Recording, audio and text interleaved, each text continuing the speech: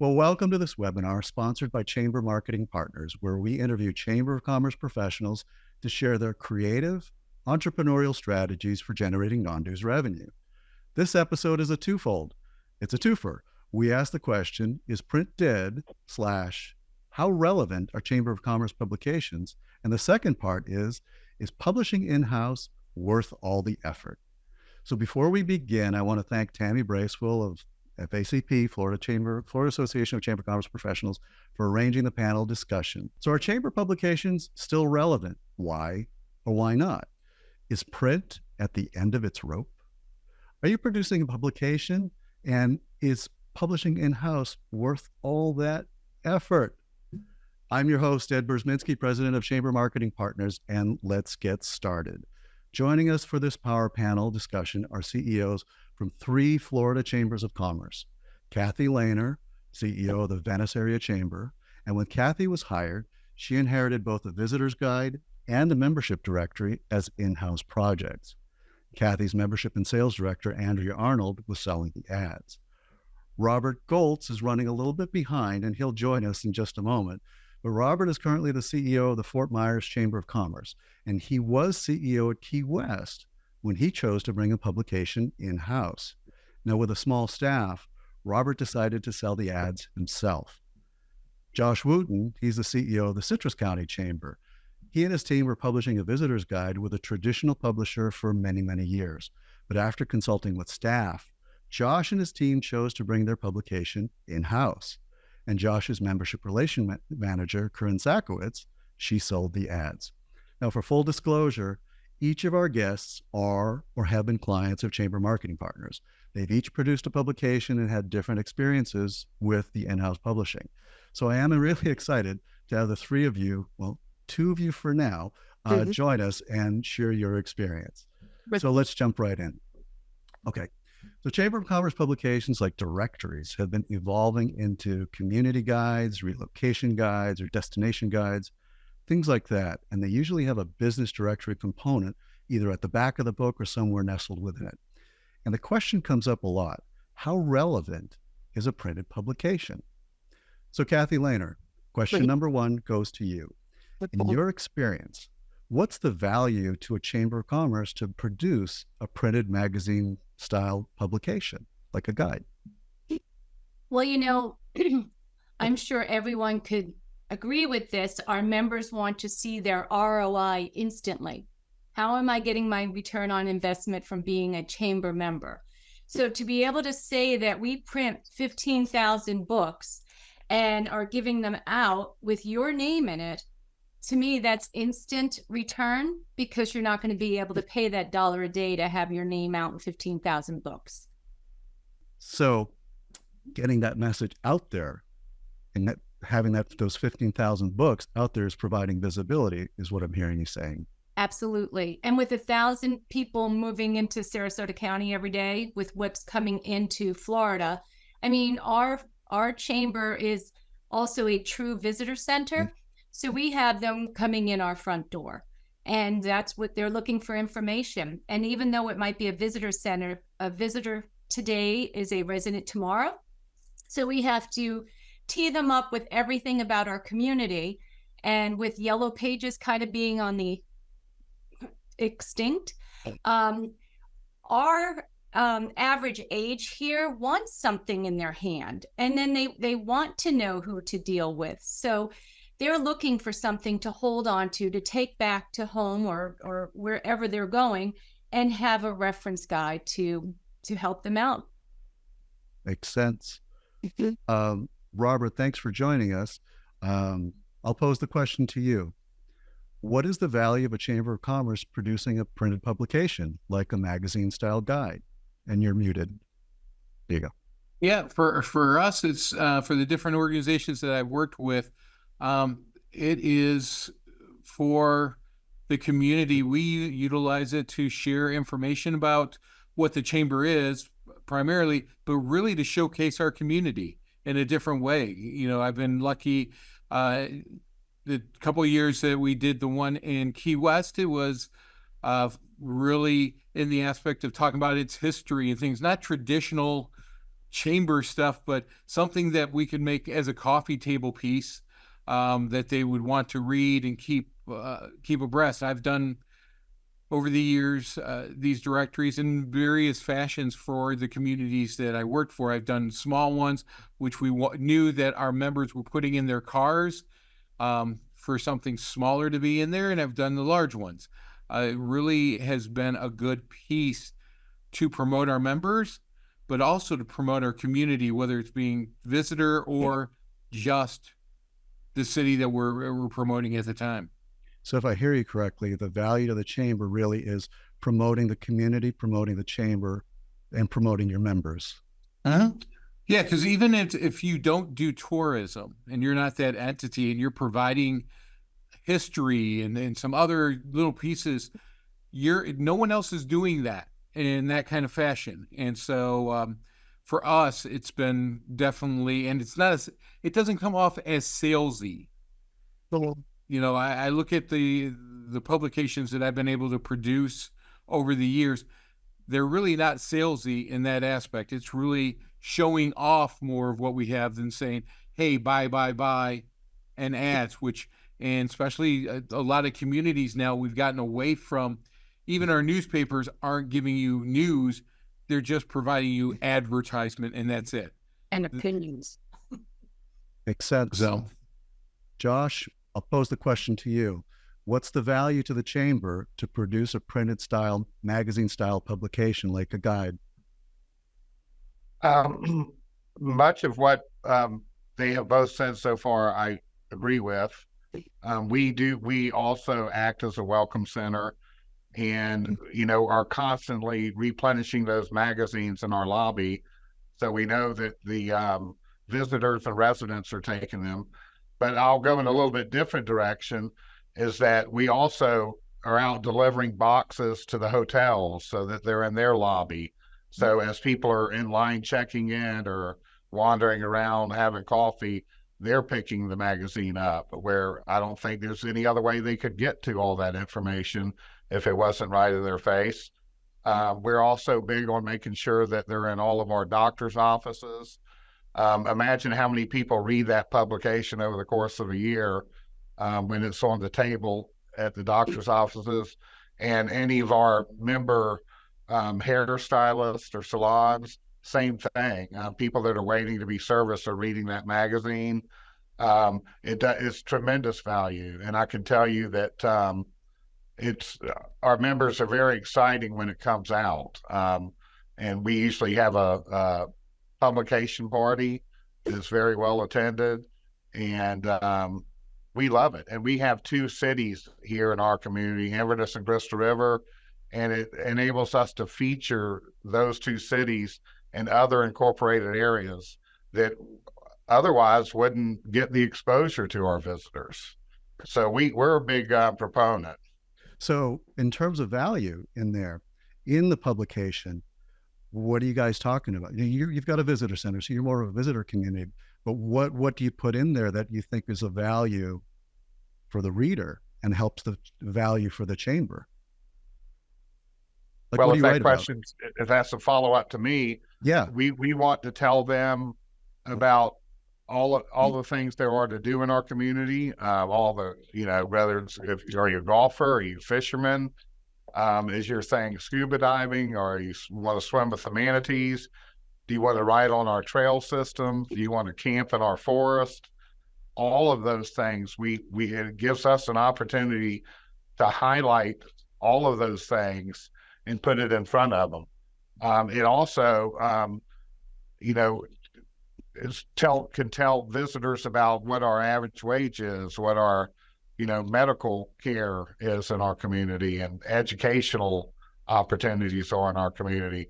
So we use this a lot in our economic development, to present to people that may want to do business here. And I'm sure my colleagues can tell you that a lot of people looking to come into a community, they don't go to the government first, they go to the chamber first. And so it's so nice to have that really good publication. I'll say one more thing that we've kind of gotten into.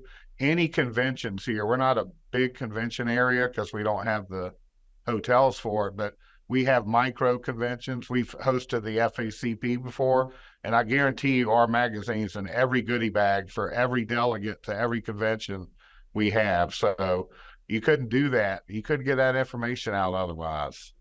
That makes sense. So a visitor's guide, like from a visitor's bureau, is really all about heads and beds. But a chamber publication is not only about attracting people, if that's part of what they talk about or what you do, but it has to talk about multiple different things that the chamber does to support business, the local community, that kind of stuff. Kathy, I ask you to expand on that. What kind of things do you guys put into your publication? You're kind of quasi your visitor and business as well.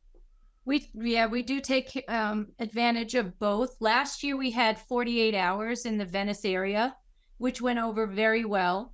So this year we decided some of the areas in our service area that aren't as popular as our island and downtown, which everyone flocks to. We thought, how can we support those businesses by giving them a direction? So we took the 18 miles of the Tamiami Trail that go through our service area, and we gave different destination points for people to know what else is out there to be able to visit. And what was really awesome is, yes, we do highlight different parks. We've highlighted different things to do. So a couple of businesses were named because they're a unique attraction that would keep somebody busy when they were visiting. That what was really great was when then you hear some members say, hey, I want to be in that next one, so maybe you can mention me. So we're gaining that interest too, and then they're wanting to be helpful on how their theme would be for them to be the attraction. This makes sense. So you're elaborating on that editorial content. You're providing a lot of valuable information. Robert, to you too, in Key West, you talked about history. But what kind of things were you putting in into your publication? Yeah, for us, I kind of went differently, especially in Key West when we did our two publications, because what was going on is I have so many other publications being created about our tourism market. And so we focused on the chamber primarily, which is a little bit different in that a little bit of economic development, but, we had a great foundation. And gave away a lot of money and did scholarships. So we put our scholarship kids in there and where they are, the ones that just won this year, and then what those scholarships did for some people that got scholarships 20 years ago and where they are now. And then we also did some of the oldest businesses within our community that were celebrating mile markers. And it went over for the 2 years that we did it, it went over really, really well. People wanted it. Who wanted it the most was the business community.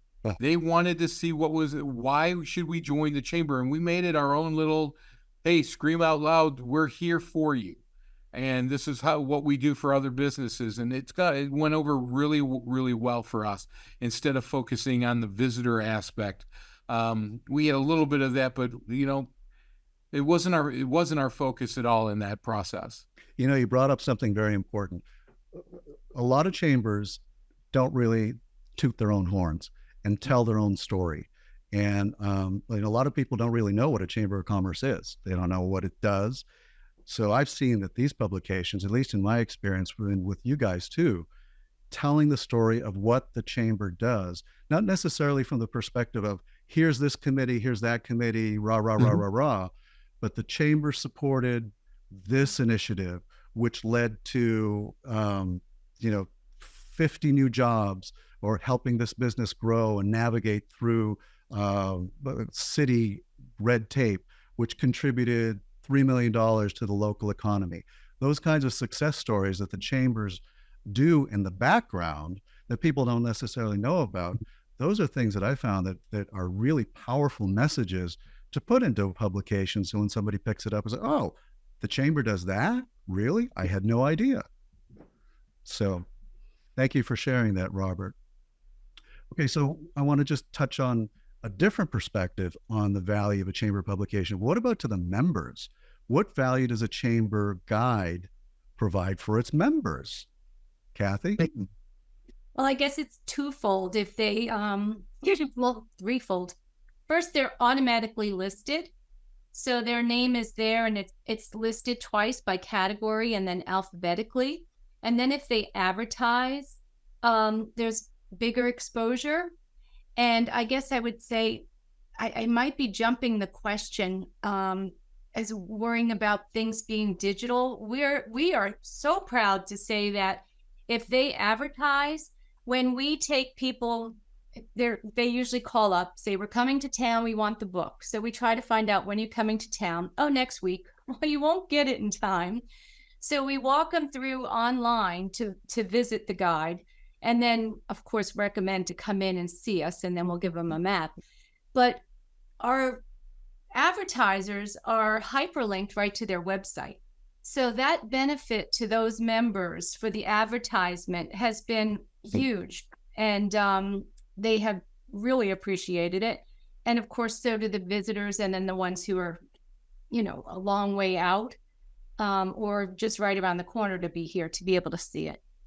Hey, you bring up something important too, that printed publication really has to have a digital component to go along with it. The flip book, or the digital edition as they're called, just print alone, I think that's kind of a dinosaur. You got to have that digital interaction, and all of you do. And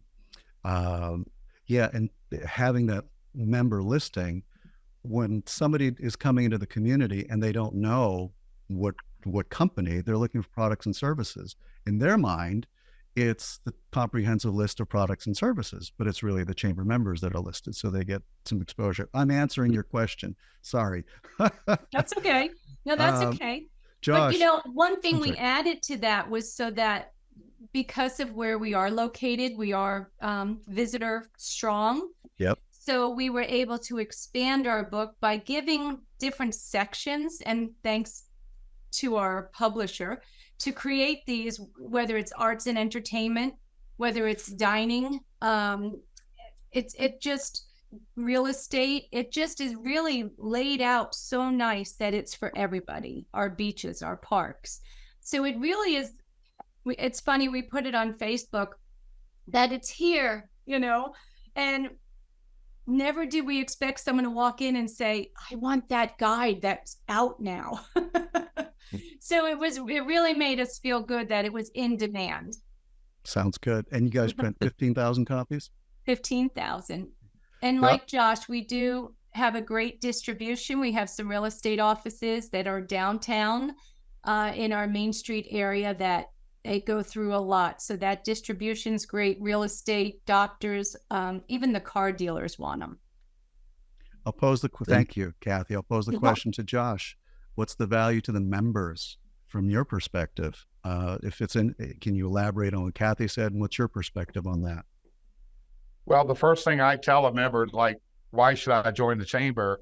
It's like just being in our magazine and on our website that's worth the value of your membership. Just that, with nothing else, because we're networking for you when you're at work. If you run a donut shop, you're busy making donuts, but we're promoting your business. We're telling people about it. We're getting your business in front of people all over the community and to our visitors. And so we, in addition to them being listed, and we also feature different businesses, like unique businesses, whether it's a winery or some medical technology, new medical technology. We like to do a story, but in addition to that, they have advertising opportunities, and there's a lot of eyeballs on our website and on this magazine.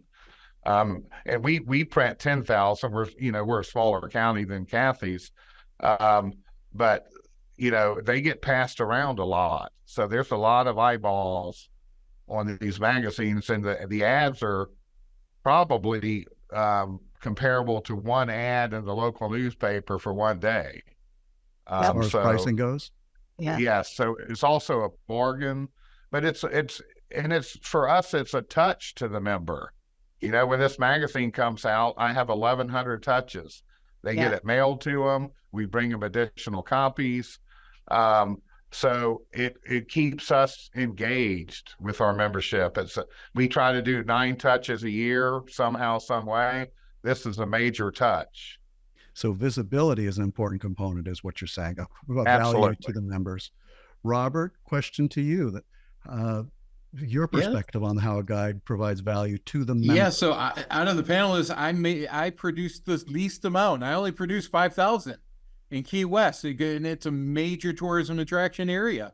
We did 5,000, but again, ours was focused on the business community, primarily our members. So when you look at Yellow Pages and you look at the newspapers and all these other things, Yellow Pages kind of gone away. They're not in people's hands. Newspapers are a day and old and thrown away. We were looking for something that people would keep out for the year. And that's what we accomplished. Most of our businesses would have them sitting out all year round and for that exposure. And we kept it low cost for them. Even though it's funny, from doing this for years, we were making good money still, even with a low number of products, because we did it in-house. We saved some money in that aspect, but our members really liked it because it got to expose them. And they said, hey, you know what? We don't get this kind of long-term exposure and in color and everything else. And it really helped out for them and for their business. And it was one of the things that our members always asked for. When's the next directory? Oh, I'm not going to be in this year's directory. You know, I have people that would even hold off from joining till they knew they were going to be in the next directory. And I'm okay with that. Let me ask you a question about that. In the past, when the Yellow Pages were still around, it used to be a kind of a membership development tool to say, join the chamber by X date so you can be in the directory. Is that still valid? There's still value to that? Oh, yeah. Because for us, that's what we exactly did. So Key West was annual billing in January. Everybody was due in January. In March, we did all of our drops. And if you were dropped, you were not going to be in the directory. We cleaned house. Boom. 90 days, clean house. And we would send out for months, hey, join the chamber now is the time for the directory. This is when you're going to be in it. And people could come at that point to join the organization to be in that directory, because it was really the only locally printed piece for business information. Got it. Okay, so that's still valid.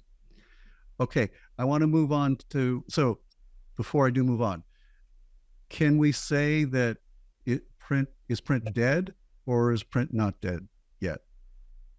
Everybody in unison? Not dead. No, It's not dead. Not in Citrus County. I think that the key to that, Ed, is it's not dead, but for some chambers, especially those that are not tourism areas, they need to reshape what they're putting in their directory. Very good point. It's a new focus.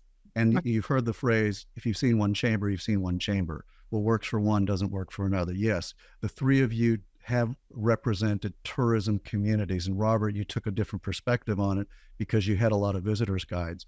So you're right. It kind of really depends on what's important for that particular community and how to put a publication together.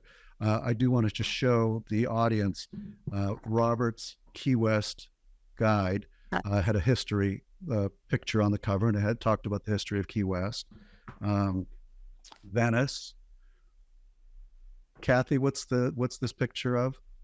This is at historical Spanish Point. It's where they used to bring in the actually that's where they sent the oranges out through the packing house in historical Spanish Point, so people could go there. Our cover is always something that we could tell people they can go there and see that. And that's what you see. You see out into the intercoastal and then even further out into the Gulf.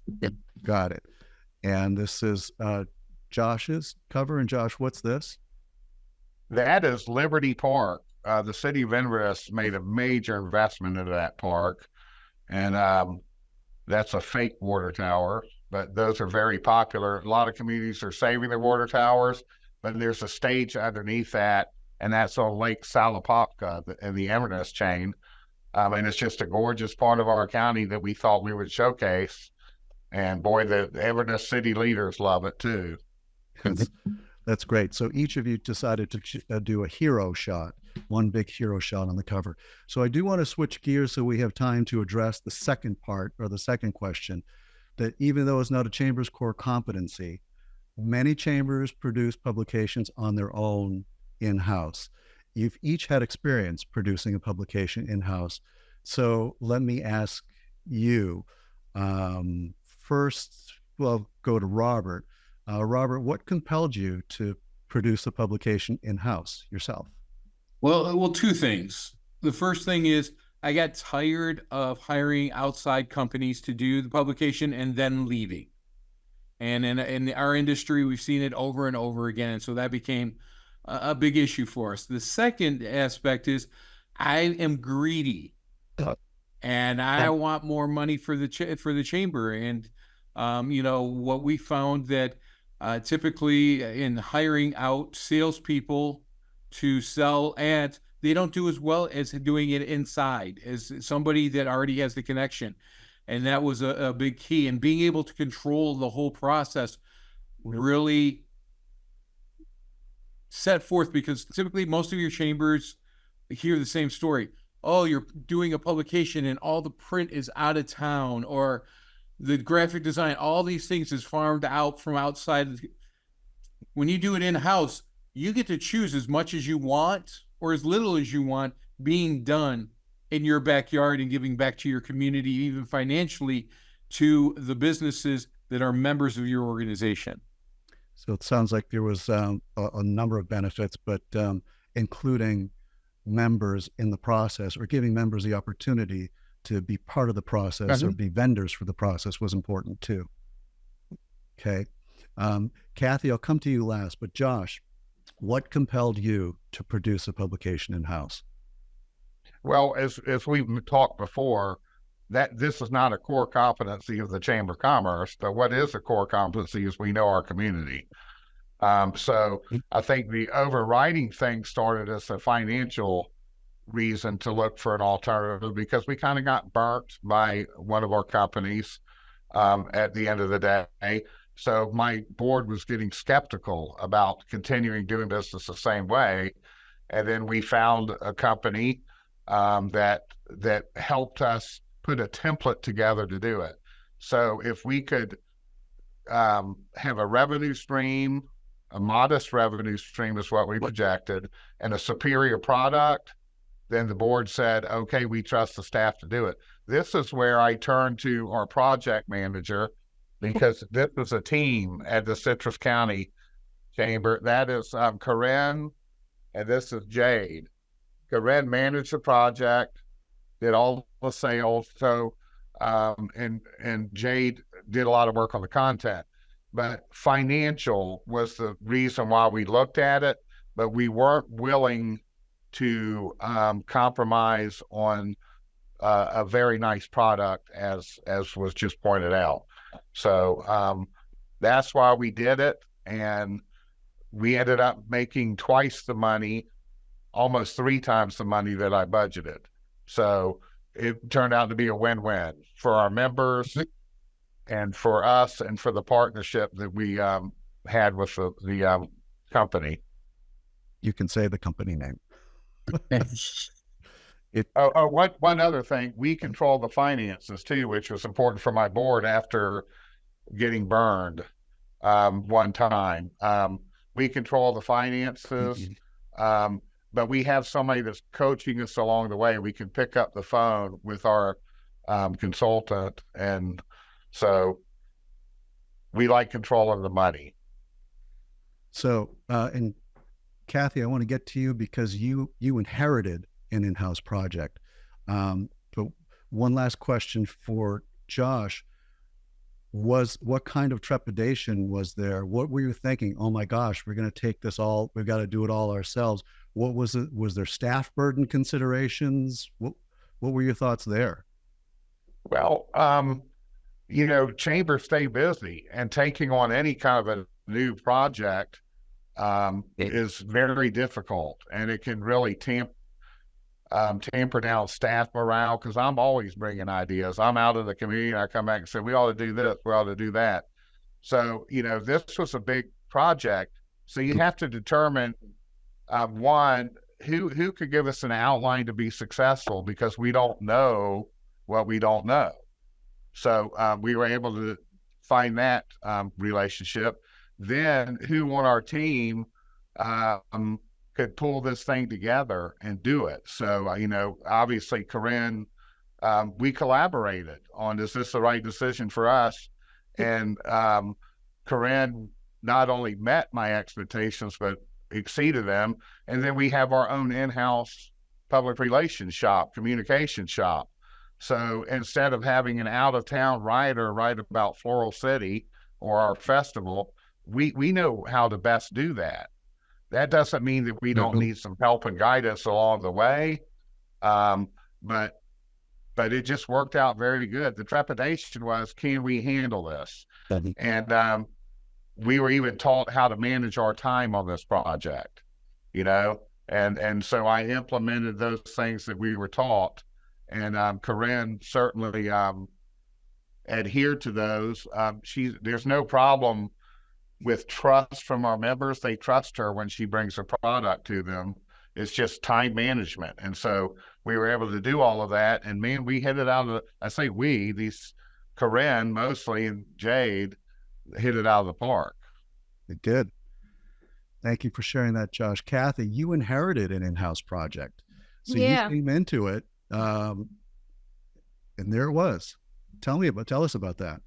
We used to do 2 books. So we would have the little visitor's guide that was just like half a page or something, half the book. And that went like hotcakes. And then we found that the membership directory, they really didn't want to take it. So it was, let's put it this way, my membership and sales director, Andrea Arnold, is the real hero in making this so successful. And of course, Jennifer Cook, because she's the backup. And Andrea used to say, well, I feel like I'm selling stale bread. You have to eat, but it's not the greatest. So what can we do? And that's what we looked at. I mean, our key is promoting our members, but as the president CEO, I'm also looking at, it helps let my membership and sales director make a lot. That's going to be terrible English. Her commission will be a lot more than she doubled in sales of what she was selling stale bread compared to what we're doing with you, Ed, with Chamber Marketing Partners. Totally different look. People are wanting to be in it. And with her selling more, obviously there's more touch points with our members. There's a better building of relationships with them. So I think it just brought us even closer with our membership, and then we're making them look good. So they actually appreciate us for something. So you and Josh both have somewhat larger staff for a chamber. How many staff do you have, Kathy? I have 7. And Josh, how many do you have? I have 7, and an intern and a part-timer during our busy season. I see Robert smiling. You guys you're blessed with having a larger staff. Robert, you didn't have as many staff when you were at Key West, and you sold the ads yourself. So share with us kind of what that created, what kind of issues that created for you, and how you dealt with them. So what was funny, Ed, is as you know, it was me and my marketing person. She wrote I hired somebody specifically to write articles on staff to do that. I sold the ads.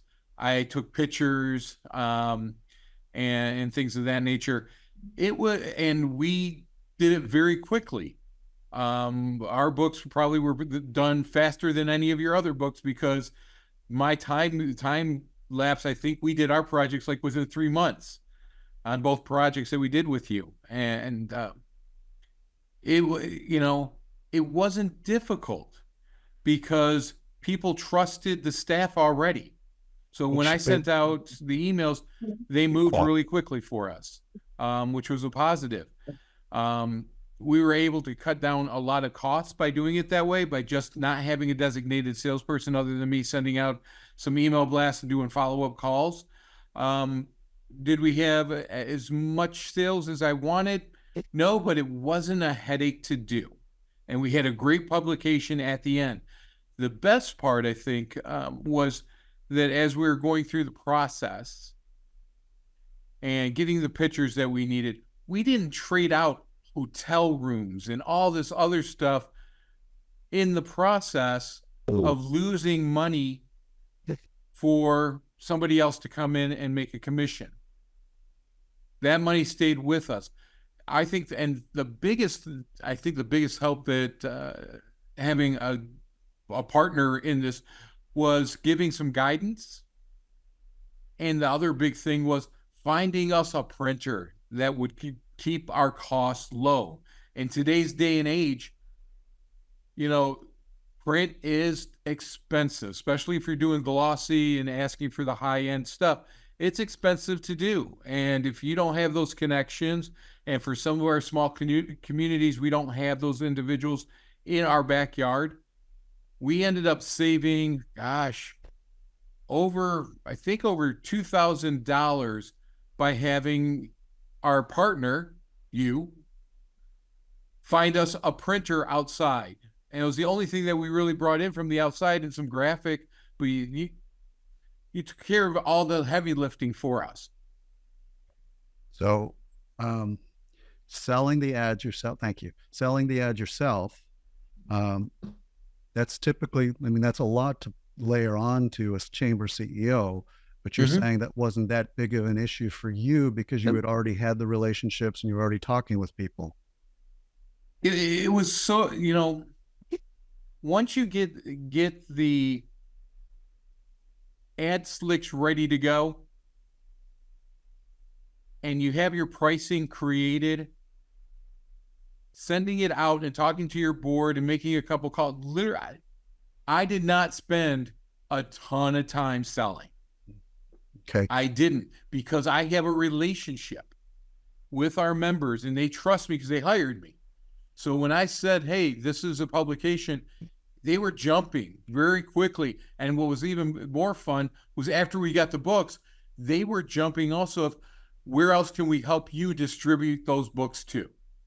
It wasn't even me that had to look for distribution. They came out and said, hey, we need to push you to do this. How do we help you in that process? Ed, can I add to something Robert said that kind of resonated? Robert mentioned that you helped him find a printer that wasn't local. And I know that's one of the perks that you offer to, I'm sure, every one of us, that if we can use one of our members first, you always will price them out and ask them to help along. Well, we tried to do that, and I'm sure everyone listening in chamber world will understand sometimes we just can't use our chamber members. We have a fabulous printing company. The quality, I know Ed was just really wanting to use, but the cost was 3 times as much. It was high. All I know is that it was pretty much what our profit would have been to make anything. And I even went as far to the member to say, will you split it with me so that we can work with a member? And they said no. So sometimes, you still have to do business. And when it comes, I know in our bylaws, it's also stated when it's over a certain dollar, you're supposed to shop anyway. Of course, you want it to be chamber members, but then it does come down to doing business. And I really tried hard. And that's another big perk by doing this on your own, but also having a partner that knows the industry. If we would have needed a writer, I could have fallen back on calling my partner and saying, hey, do you have a writer that's available that could do this? Luckily, most of my stuff, my photography, everything was done locally. with our members and things of that nature. So I brought a lot more of those dollars and that exposure back home. No, wow. And you can only do so much, especially in small communities. You don't have some of these larger companies, but we ended up same thing when we were looking at even staying within the state for our printer, and we found delivery and printing to be Better. much cheaper to go outside and bring in, and did a wonderful job for us and hit our timelines. You know, and that was the other thing. We could work and expand our timelines as we see fit. If things are going well, it's an expansion without someone coming down and going, hey, this is all that, you know, my second book wasn't the bigger seller than my first year. But I had a great book. I still made 36% profit, 36% of the income came back to my organization. I will say most of you don't get that kind of money back. We got that kind of money back by doing it in-house. That was a big seller for us, that we kept most of the money at the chamber. So one of the things that you guys were mentioning is, yes, using a local vendor. It's tricky, like with printing, because a lot of chambers, when they do it themselves, they're paying retail. They're a one shot. So they're paying retail rather than having volume discounts. I don't want to pitch us, but one of the things that we do is we consolidate printing from a lot of different chambers around the country through just a handful of volume printers. So we're able to pass those discounts along to our clients. There's a question that comes up that, can we get a list of the printers? They go through us, where we're the customer or the printer, and that gives us volume buying. And then we just pass that along to our clients, or to any chamber, actually, whether they're a client or not. We can just do a print quote. But, and that's the tricky I had a part. question, Yes. Ed, if I may. They wanted to know, what software did the various chambers use to do their own, to publish their book? Did they create the artwork in-house, or was that part of the partnership that your company did for them? Good question. Well, as far as working with us, it's up to the chamber. We can use local vendors that are designers and that kind of stuff, but typically it's our designers that will do the job. They know what they need to do. They've been doing it for a long time. They can get it done really quickly. A lot of times there are members who come up and say, we can design, we can put together a publication. After we start vetting them, we realize that they can put an ad together or a flyer, but putting a full magazine style publication together is out of their wheelhouse. So I've been surprised. We found one that was a member of a board of directors at a chamber who actually does magazine layouts, but that was once in 30 years that I've been able to find somebody like that. So typically it's through us, and we provide that service. But with going back to the printers, it's tricky because you want to use somebody local, but you're also running a business and you have a budget to meet. And, you know, if it's $1,000 or $2,000 more, well, okay, maybe it's worthwhile to keep it local. But if it's $10,000 or more than that, that's a real hit to the budget. But it is up to the chamber. And that's why this is more attractive. Yes. Working with somebody like you, because we have all these options. We can go out and find a local printer if they're competitive. We can do more on the publication, or you can help us do more on the publication. That's what I'm saying. We have this freedom, and it takes a lot of pressure off knowing that you've got our back. Yeah. Well, sorry, you guys, I didn't mean to make this about us, but to the panelists to bring it up. One of the things I did want to mention is this is a model that works for a number of chambers, this producing it in-house. A number of chambers, it really started in the late 2000s during that recession of 2008. There were a lot of chambers that were using outside publishers, but with that recession, revenue went down, non-dues revenue and dues revenue went down. So what anecdotally for me was 5% of chambers publishing in-house went up to like 25%. Chambers were chasing the cash. And so they started to see that we could, you guys, chambers can sell anything. You can sell this space right here for $5,000 a month. And I have no clue how you guys are able to do that, but it's like chambers are master salespeople. Robert in particular can sell like that right there for a lot of money. But so there was an increase in the number of chambers producing publications in-house. And that's where I think the trend really started to go, because it was about money and control. That said, there aren't that many chamber publishers out there these days, but they're very good, and they do a very good job, and it fits for a lot of different chambers of commerce. It's a traditional model, turnkey model. You get the royalty. There have been a lot that have gone out of business, but a lot of chambers are choosing to do it in-house. Josh made that conversion. Robert made that conversion. Kathy adopted it. It's not for everybody, but it does work when everything does work right. So I just wanted to say that to the audience. It's not like we're bashing publishers out there. This just particularly fits for this group of panelists. I'm sorry. And Robert. for me, it was originally when I had started working with you, it was a one and done. You were going to train me to do what I need to do, and it was going to be my own in-house publication after that. That was the goal originally when we started working with you. What we found was that the money that we did pay to work with you, we still saved a ton of money because you were able to shop out the things that I couldn't done those publications in-house the second year. The problem is I would have still spent a ton of money on print.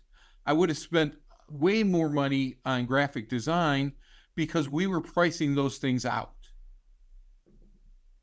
Because we were able to partner with you, you kept us on track. You helped us through. You gave us ideas to think through on how to sell and what to add into the publication. But we had full control. You never said, hey, you should do an article like this. None of that. We knew what we wanted to do, and it was very easy for us to go. And when we had an issue, we'd go, hey, Ed, we got an issue here. Do you got something to back up on this? I knew that no matter what, I was going to have a publication come out. And it was, either way, it was a nice safety net for us. If I could add, one of the things we forget is our time, that you get so involved in doing this. When the one I inherited, from the first year I was here, one of the staff, was so focused on putting this on that she was a mess. And God, the rest of the team would come in and not want to be near her. And then, then you try to do your job and do that at the same time. So I lost double the person because of all the time lost from doing her job. Someone else had to do it. And then just the stress among the team it was too much. So, and not everyone had to be involved, because sometimes more hands in the pot. I forget how that goes. I don't cook. So, doesn't make a good meal, but, too many cooks in the kitchen. That's what it is. See, I don't spend much time in the kitchen. Proud to say that. But by not doing that, it's really nice to just say, Ed, make us look good. And honestly, when the first book we were putting square here, square here, square here, square here. No wonder why no one wanted to look at it. We didn't want to look at it. So when you start looking at how things are laid out now because of your expertise, we love looking at our book. Our guide is something we're proud to carry around and hand out. So time is money, and whatever it's costing us to use chamber marketing, it's just priceless in its own way, because we are making money, so you can't beat that. Gosh, okay, thank you. We weren't asking for that, but thank you. Well, let's we're at 50 minutes in. Let's take some time to take some questions from the audience. Tammy or Steve, do we have any questions coming through? Well, we had one question that says, what exactly do you mean by doing it on your own? Does that mean the design or just selling the ads and writing the content? Well, that's a really good question. So doing it on your own means, at least in our vernacular, the chamber becomes the publisher, which means there's not, typically in the traditional model, there's a publisher that comes in, sells the ads, does the articles, gets some articles from the chamber, gets some photos, database, prints it, delivers it. All the advertisers all paid the publisher. So there's some outside entity that the advertisers pay, which is fine. That's worked for decades. Publishing in-house means fundamentally it turns around where the advertisers pay the chamber. The chamber can choose to sell the ads or bring in somebody else to sell the ads, but it's up to the chamber. The chamber can choose to write its own editorial content or bring in an outside writer to write the editorial content. It's your choice. Operationally, it's very similar because there's a project manager assigned, and that kind of is the quarterback to keep all the moving parts working. And the other big fundamental difference is the chamber controls the cash, and there's a budget, so that it's the chamber's budget for the project. The chamber can see how much revenue there is, what the expense items are, and how much profit there is at the end. So there's no royalty or revenue share. It's the bottom line that's the chamber's. So the chamber really kind of controls the budget. If sales get higher, then the more money drops to the chamber's bottom line. If sales are not as expected, costs can get adjusted, fewer pages can get printed. The chamber is able to make that kind of a decision through the lens of the budget. Robert? Yeah, for me, it was the real aspect was I kept my ad cost very, very low. My members were getting a steal on pricing. And Ed and I had talked about it at the beginning, and we knew that it was more value and should have had higher pricing. But my members didn't want to pay higher pricing because of the economy and everything else. So we were able to make that control and make those decisions, where with the normal publisher, you don't get to make those decisions. They're controlling everything. I had control from the start to the finish. The chamber made the decision. Who was going to do the printing? Who was doing the writing? Everything in that process.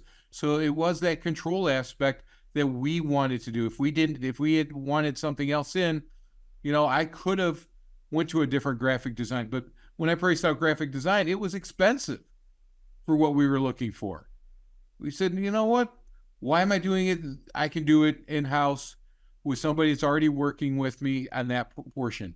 We looked at different, I think, Ed, for about 2 months, I was sending you printers from all over the state of Florida, I was trying to do deals with members, and I couldn't find the amount. And Eddie went out and he said, okay, here's your local guy. Here's what I can bring in outside of that with delivery and everything else. And we go, oh my gosh, it was thousands of dollars difference. Well, it was a no-brainer for me. And at the end of the day, we made money. Yep. And Josh, Corinne was selling the ads, and she chose, you guys chose to do that. How does that, because it's in-house, does that give her ability to sell more? Or where I'm going is, you can create packages, you can sell year round. How does that help in the process, Josh, for you and Corinne? Well, she onboards every new member. So she has the opportunity to tell them about the directory, and she's already got a waiting list. I mean, we just got ours out in the field, I think in December, was it December? And she's got a waiting list already. So she gets to tell the new members about everything, including the directory. They trust her. She's at every ribbon cutting. She onboards them. She answers their questions. So there's that trust factor. Now, we feel like our chamber has a good reputation. In fact, I just polled our members, and they have a 78% approval rating of us. They just didn't know that I can see who said negative things. But anyway, I polled them. That's a pretty high number, 78% approval rating. I think 12 disapprove. So they trust us. So why not bring it in-house rather than let a company come in? We've done all that. We brought in outside companies. We've bartered with the hotels to let them stay here 2 weeks, and then they're gone and can't answer any questions. Corinne manages the project all the way through, and then has, I guess you guys have editorial meetings, weekly meetings, stay on schedule to make sure we know when the next thing's due. Those are the things, to me, the minutia that's so time consuming. That's what your firm does. That keeps us on track. What is Corinne's highest and best use? It's selling ads for this directory, not worrying about printers or who's designing what ad and how we're going to do that. So, I mean, it's just, I'm sold on the whole program, and we've already re-upped for next year. I wouldn't even And the call other it thing, selling ads as much as just like Corinne's doing the same thing as Andrea, building relationships with our members. If you send a stranger out, you know, our community is very hesitant to deal with anything like that. But when they see it's Andrea, or they get Andrea's call and they know it's coming right from us, we're building a better relationship with those members. It's another touch. And yes, if they don't advertise with us, Corinne doesn't say go to hell. It's right. another touch. She's like, Right. okay, well, we'll see you at the mixer Thursday. Yeah. I mean, we have that relationship. If she sent out an email today, you can probably get 30% would come back and say I'm in, just with an email. Yeah. So, yeah. like I say, we're sold on this deal. Where do we sign? Yeah. And the other aspect is, for a chamber CEO, president, executive director,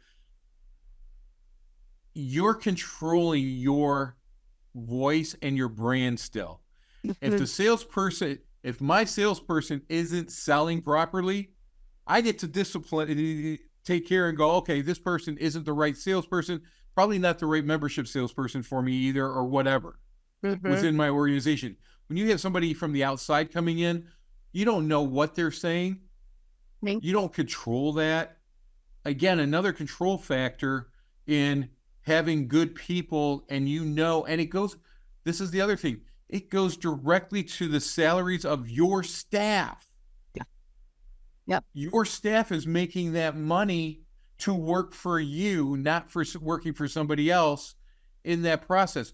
So by me looking for, underneath my marketing director, someone who has writing abilities, now they're paying for their own salary by helping me write our book. I'm not paying somebody else on the outside where I can't do the edit. And we own all the writing aspect. I've had this happen to me twice over 25 years, where I stopped using a company, and they required that we could not even just update their information in the following year's directory, because they claimed it was their property, their publication. We own everything now. So if I go, hey, I'm just updating a school system's information, that's it, and I'm using the same words as I did last year, I have control of that. I own that. That's a big difference for some of you, especially as we're getting into this age of everybody saying that they own certain properties, logos, and everything else. That way you can control that and keep it yourself. Let me add one question. Go ahead. Well, let me add just one quick thing. It's also, sharing the wealth with your employees.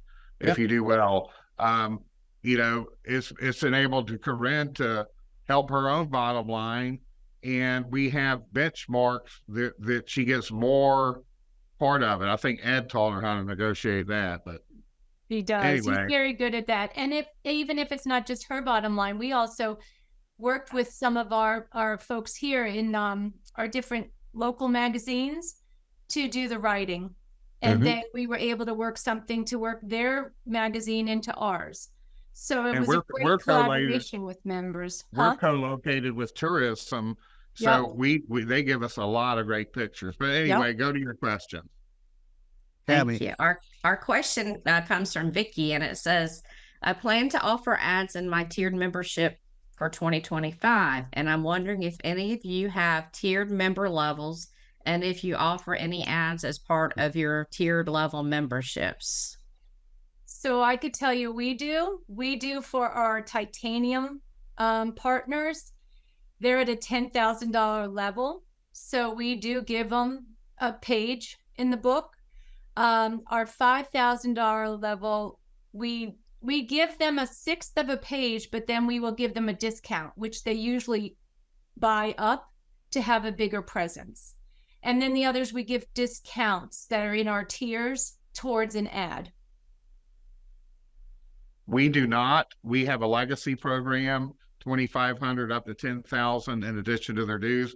We do have a special section, right, Corinne, in the book that says, here's our legacy members. But we do not give them an ad because we feel like that's costing us real money by giving that space away. And it's something they didn't require because they were legacy members before we took on this project. And nobody's ever asked us about it.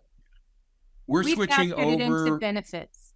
Yeah, we're switching over our aspect to a tiered right now, and that is one of the things that we are considering, and increasing accordingly on those tiered dues. But it's going to be an option that we're looking at putting in there as we're moving forward. We're thinking about saying, okay, if you're at this level, a full page ad comes with it.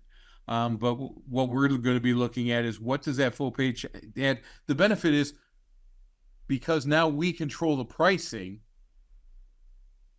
I can offer those ads without having to worry that I'm going to lose money throughout the year if something goes up. I control that pricing and that revenue. But we're definitely looking at that for some of our upper tiers to be a part of that, or as an add-on to our tiers. Robert, we have Josh? a page or two that refers to them, and they seem very happy with that. And a lot of them buy ads in addition to that. Well, the other thing that you can do, once you have a couple of years under your belt or a couple of editions under your belt, you can get a better ability to monitor total investment in the chamber. Since the chamber is billing, you can run a report and see how much this member has invested in the chamber in the last 18 months. Right. Versus when you're using an outside publishing company, you got to get their sales report and you got to put a spreadsheet together and kind of do an analysis. Here you just run a report by member. Oh, they invested, whatever, 5 different times throughout the course of the last 12 or 18 months. And a lot of members, they don't like to have the chamber calling and reaching into their pocket 5 or 6 times a year. So so to answer the question of the tiered dues, even if you don't have tiered dues, you can still create packages that includes the advertising, and the member will pay one check, and it'll include that ad in there. Even if you're under formula, a lot of chambers are still doing the president's circle, the chairman's circle, or a special package where they can include the advertising in there. Mm-hmm. And don't forget to discount it, because even by giving them a discount towards their ad, now at least you have an ad. You might not have had an ad to begin with. So discount's the way to go.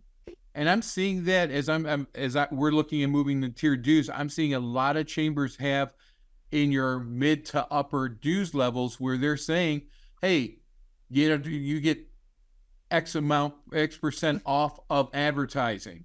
You're not selling the ad, you're giving them a discount at certain levels to come in, right, to incentivize. So you're really not losing the money, because we would take that, for us, in our model, is if we have that in a tiered dues aspect, my salesperson, unless they make the sale, that's the only time they get it. So that's not a sale for them. Our hope is that they go back to them to make that sale for the discount afterward. But originally, it's not costing me anything. It's actually a very good idea. Just go back and say, oh, you know what? In that dues, you got 25% off. And every year, if the book goes up, I'm still sliding up. I don't have to worry about changing all my tiers and things of that nature just because I'm doing a percentage. I raise the price on the publication. That's actually a really smart strategy, because then even if they don't want to buy an ad as part of that package, you're giving them the discount so they can be approached later, versus I already said no. You've said you're at this level, you're getting a discount, we're approaching you later when the quote ad sales period is open to buy the ad. That's smart, Robert. Good idea. Thank you. Okay. So we're at 12:05. Well, I mean, 3:05 your time. I'm sorry. We're on the West Coast. So we've gone a little bit over an hour. Tammy, are there any other questions that we could answer? I think you've already addressed most of them. Okay. In chat, I saw you answer a few directly in chat, and then the Q&A is empty right now. Okay, sounds good. So I want to thank Kathy, Robert, and Josh for your insights. I want to thank you, Tammy, for arranging the webinar. And we'll see you at the spring FACP conference, where I'll be doing a session on 6 steps to more effective cold calling. I'm Ed Brzezinski for Chamber Marketing Partners. Onward and upward, everybody. We'll see you in May. Bye. Bye. Bye.